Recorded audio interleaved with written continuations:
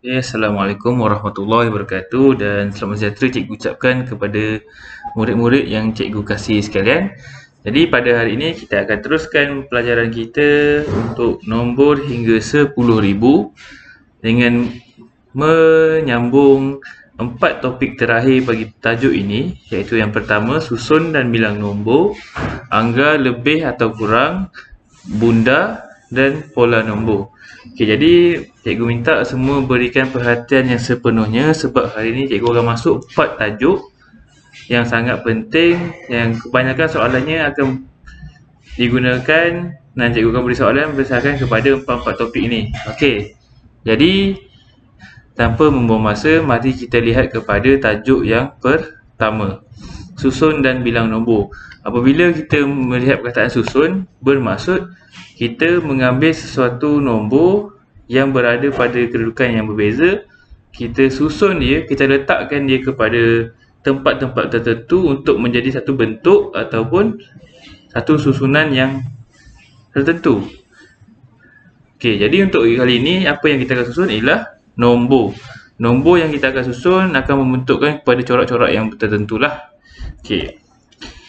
Jadi untuk susun dan bilang nombor, sebenarnya nombor kita ni boleh disusun mengikut dua jenis tertib. Yang pertama tertib menaik, maksudnya daripada kecil pergi ke besar. Yang kedua tertib menurun, iaitu daripada besar pergi ke kecil. Kita tengok definisi tertib menaik. Tertib menaik, nombor yang kamu akan susun mestilah bermula dengan nombor yang kecil dan berakhir dengan nombor yang besar. Manakala tertib menurun sebaliknya, mula dengan nombor yang besar dan berakhir dengan nombor yang kecil. Okey.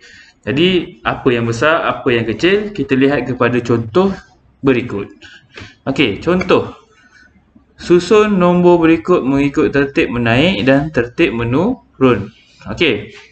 Diberi ada 4 nombor, 3,000, 3,100, 2,800 dan 2,900. Okey, jadi selepas kita susun, maka susunan terakhir yang kita akan dapat untuk tertib menaik. Kita ambil nombor yang paling kecil dahulu. Kita lihat kepada nombor-nombor ini, yang kecil ialah 2,800, diikuti 2,900, seterusnya 3,000 dan diakhiri dengan 3,100, nombor yang paling besar. Jadi untuk dapatkan tertib menaik, inilah susunan dia. Dan untuk tertib menurun, cara mudah dia, kamu terbalikkan saja. Kamu bermula dengan nombor yang paling besar, 3,100, diikuti dengan 3,000, 2,900 dan juga 2,800. Okey, itu contoh soalan untuk tertib menaik dan juga tertib menurun bagi topik susun dan bilang nombor. Okey, jadi seterusnya kita lihat kepada angka lebih atau kurang. Okey, angka merujuk kepada macam mana kamu nak meneka sesuatu bilangan, sama ada ia lebih banyak, lebih sedikit, atau mana ia banyak, sedikit ataupun sama. Okey. Jadi kita lihat pada contoh yang diberi. Okey, contoh yang diberi. Okey, contoh yang diberi. Okey, kita lihat di sini diberi 3 buah bekas. Bekas 1, bekas 2 dan bekas 3. Dan sekarang dinyatakan bahawa bekas 2 mempunyai jisim sebanyak 1,500 gram. Okey. Jadi kita lihat pada penerangan dahululah. Okey, menganggar merupakan satu cara kamu meneka bilangan atau nilai sesuatu nombor dengan melihat perkaitan yang ada. Okey. Jadi contoh di atas menunjukkan 3 jenis bekas yang mengandungi jisim yang berbeza. Cikgu dah terangkan tadi apa yang ada kat bekas ni. Okey. Kalau kamu lihat bekas 1 dan bekas 3, masih tiada nilai. Jadi kalau kamu nak teka pun, kamu boleh teka menggunakan dua cara. Okey. Berdasarkan kepada keadaan bekas 1, kita boleh lihat bahawa ia kurang daripada bekas 2. Bekas 1 ni kurang daripada bekas 2. Maka kita boleh anggarkan bahawa jisim bekas 1 kurang daripada 1,500 gram. Jawapan dia ialah bekas 1 kurang daripada 1,500 gram. Okey, berdasarkan kepada kandungan yang terdapat pada bekas 3, okey, bekas 3 ni penuh. Kita boleh lihat bahawa ia lebih daripada bekas 2. Okey, nampaknya bekas 2 separuh. Tapi bekas 3 penuh. Okey, maka kita boleh anggarkan bahawa bekas 3 lebih daripada 1,500 gram. Okey. Macam tu saja untuk anggaran. Kamu tentukan sama ada kurang daripada ataupun lebih daripada. Okey. Cikgu harap kamu faham. Cikgu akan beri latihan nanti juga. Jangan risau. Okey. Seterusnya. Okey, masih kecil juga. Okey, bunda nombor. Okey, bunda nombor ialah cara kamu menukarkan nombor nombor kepada nilai yang terdekat. Okey, jadi bunda ni terbahagi kepada 3. Yang pertama, bunda kepada puluh terdekat, bunda kepada ratus terdekat, bunda kepada ribu terdekat. Okey, cara membunda adalah seperti berikut. Okey, cikgu terangkan dulu cara, lepas ni cikgu akan tunjuk contoh. Okey, bulatkan nombor rumah yang dinyatakan. Jadi, cikgu kalau diberi soalan, bunda kepada puluh terdekat, kamu bulatkan dulu nombor yang berada pada rumah puluh. Yang kedua, gariskan nombor yang berada pada sebelah kanan ia. Contoh diberi, cikgu tunjuk contoh sekejap lagi. Sekiranya nombor yang digariskan ialah sifar 1, 2, 3 dan 4, tukarkan nombor yang bergaris kepada sifar. Sekiranya nombor yang digariskan ialah 5, 6, 7, 8, 9, tukarkan nombor yang bergaris kepada sifar dan tambah 1 pada nombor yang dibulatkan. Okey. Cikgu terangkan macam mana nak buat soalan ni.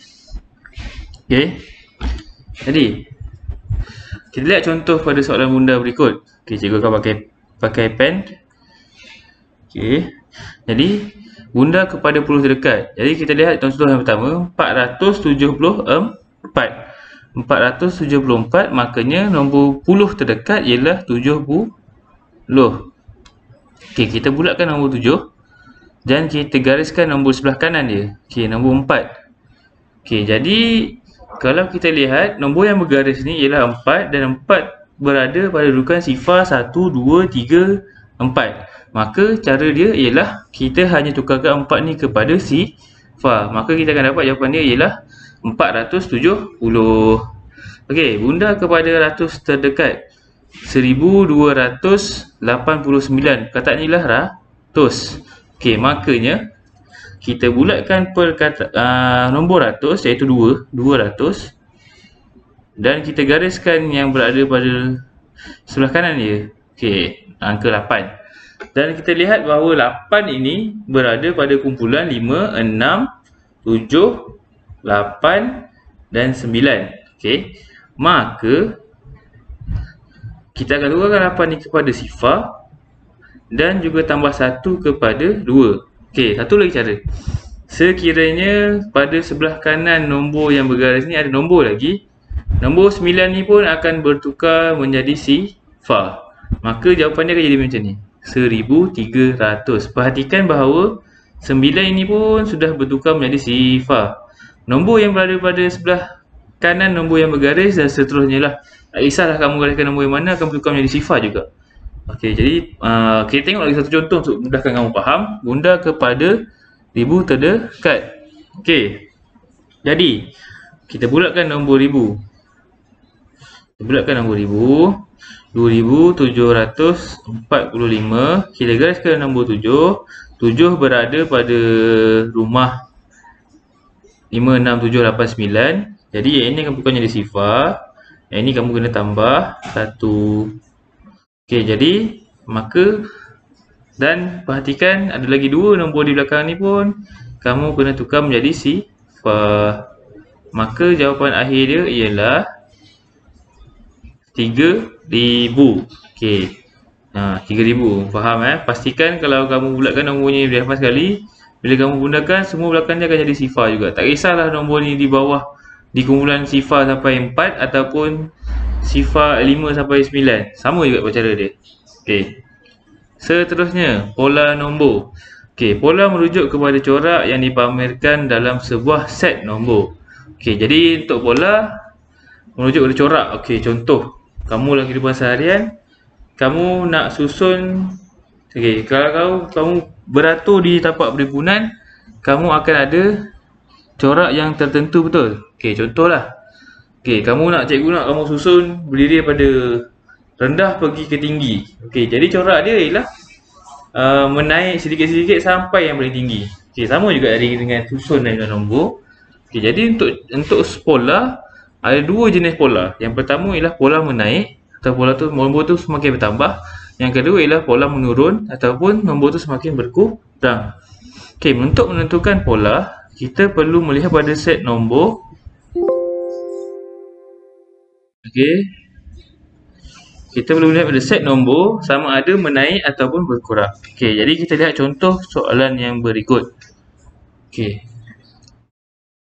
Tentukan pola bagi set nombor berikut. Okey, 1200, 1205, 1210, 1215, 1220, 1225. Okey. Okey, kalau kita lihat di sini berlaku pertambahan sebanyak 5 untuk setiap nombor, betul? Okey, 1200 pergi ke sini, 1205 tambah 5, bertambah sebanyak 5.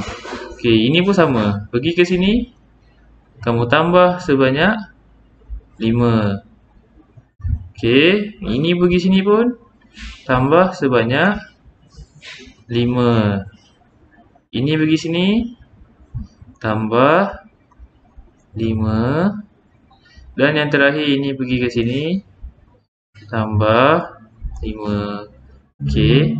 Jadi kalau kamu lihat di sini berlaku pertambahan sebanyak 5, 5, 5, 5 dan 5. Okey.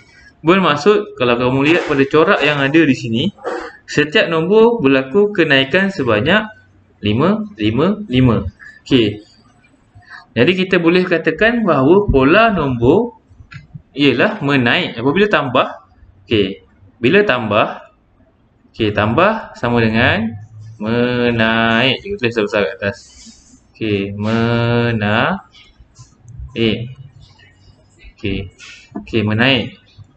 Okey.